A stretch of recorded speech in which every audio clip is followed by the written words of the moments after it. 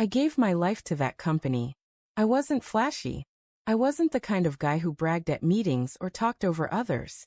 I was steady, reliable, the kind of man who picked up the slack when no one else would.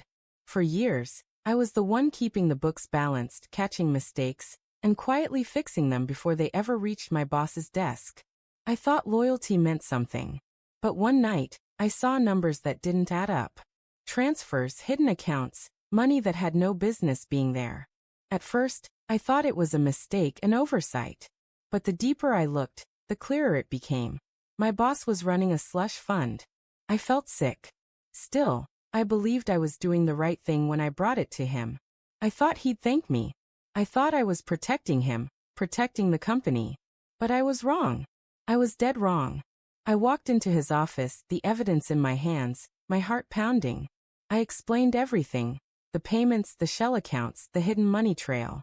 I laid it all out, expecting shock, maybe even fear. Instead, he laughed. Not a nervous laugh. Not the kind of laugh that says, "You caught me." No, this was a smug, arrogant laugh. The kind that told me he thought I was nothing. He leaned back in his chair, smirked, and said, "You've been working too hard. Don't worry about it. Just stick to your little spreadsheets." Little spreadsheets. That's what he called the work that had kept his empire standing for years. That's what he reduced me to. A man hunched over numbers, too small to matter. That laugh, it burned. It echoed in my chest like fire. And in that moment, every shred of respect I'd had for him turned to ash. After that day, everything changed. I was cut out of meetings I had always been a part of. My projects were reassigned without explanation. When I walked into a room, conversations stopped. People who used to lean on me now avoided me. He didn't just ignore me, he erased me. The humiliation was brutal. I came home every night staring at myself in the mirror, wondering how I could give so much of myself and still be treated like I was nothing. I felt like a ghost walking the halls of a company I had built piece by piece. And in my silence, a thought began to take root.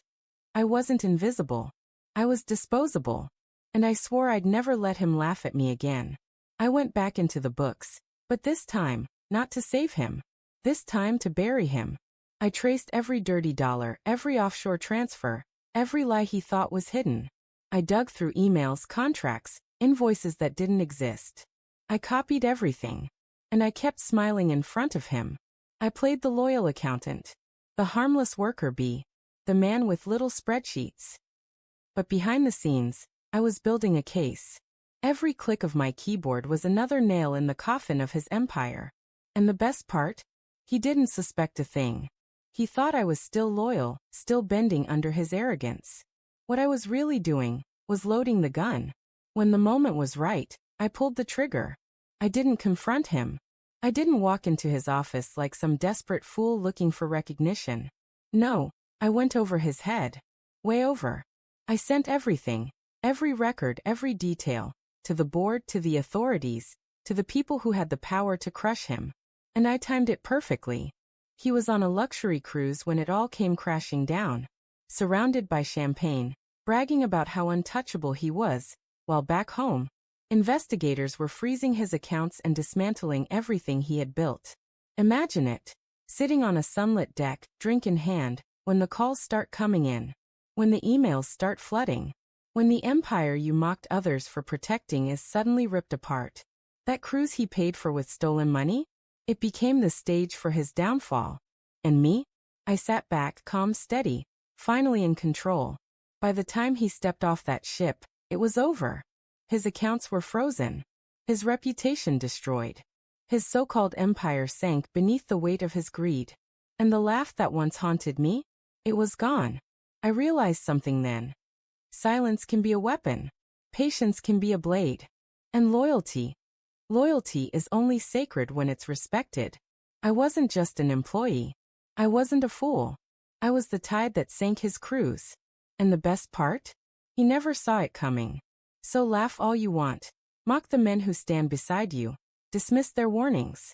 Because one day, that man you thought was weak will rise. And when he does, he'll have the last word. And that word is justice.